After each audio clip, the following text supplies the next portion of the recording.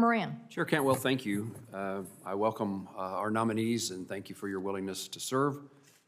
We've had a conversation with about every nominee that has been in front of this committee since I've been on it, which is now years, in regard to long distance passenger rail service. And several of you are returnees who've answered my question before, so I will ask for you to recommit to long distance passenger service. And I will ask the two others to tell me what their views are on the importance of that long distance passenger rail service. I am pleased that we have a diversity resolved panel in front of us. Diversity meaning geographic, and the president has made nominations that are now in compliance with the law that require there be a broader spectrum than just members of this Amtrak board that live in the Northeast Corridor. So, Mr. Capozzi, when you testified before the committee in 2022, you shared, I'm quoting you, "I support your commitment," speaking of mine, "to the long-distance train service and that is accessible to everybody." Is that still true, and anything you'd want to add to that to further make sure I don't put a hold on your nomination?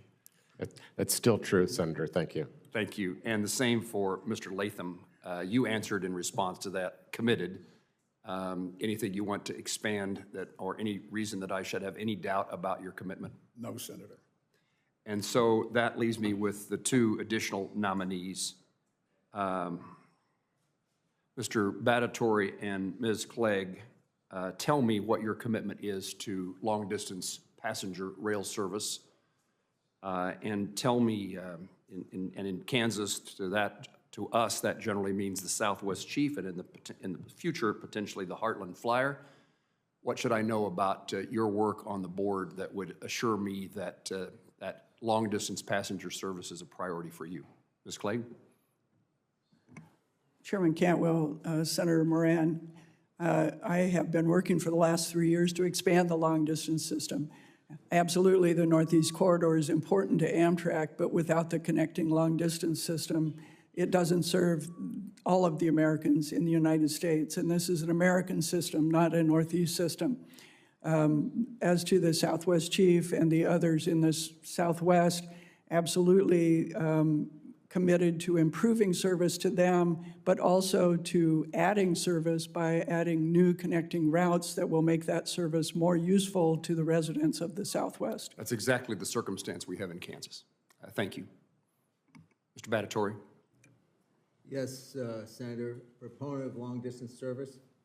A particular example that associated with your state was Southwest Chief, and we worked very hard with Amtrak to ensure that positive train control would be implemented, so ensure that the Southwest Chief would not be bifurcated, if you will, and continue its operation. And I think that the national network and all 15 long-distance trains, okay, naturally require review, not unlike all the state-supported trains and those on the Northeast Corridor. Nothing ever stays the same. It requires continuous review. But it does create a network for this country, and every effort should be made to maintain that network. And long-distance trains play a vital role. I'm going to take the four of you statements as satisfactory by my standard and look forward to your confirmation on the Senate floor. This issue arose for me, just for a moment of history, when the 6 senators, 2 from New Mexico, 2 from Colorado, and 2 from Kansas, met with a former CEO of Amtrak, in which, in an offhand statement, indicated that the plan was to put bus service between Garden City and Tucumcari. It caught me by surprise, and it absolutely made no sense to me that anybody is going to get on the Southwest Chief in Chicago and go to Garden City, Kansas, and get off and get on a bus. And so this attitude or approach to just, in my view, dismissing Southwest Chief and particularly long-distance service in such a cavalier manner, when there are problems and we're working to provide resources, that means dollars, to to the railroads and to Amtrak to improve that track, but it doesn't mean such a dramatic and actually non-real solution to whatever problem existed at the time. And I'm committed myself to trying to make certain that that kind of cavalier approach would not be supported by any member of the Amtrak board. So thank you for what you had to say, and I wish you well. Thank you, Senator Moran. Senator Peters. Thank you, Madam Chair, and welcome.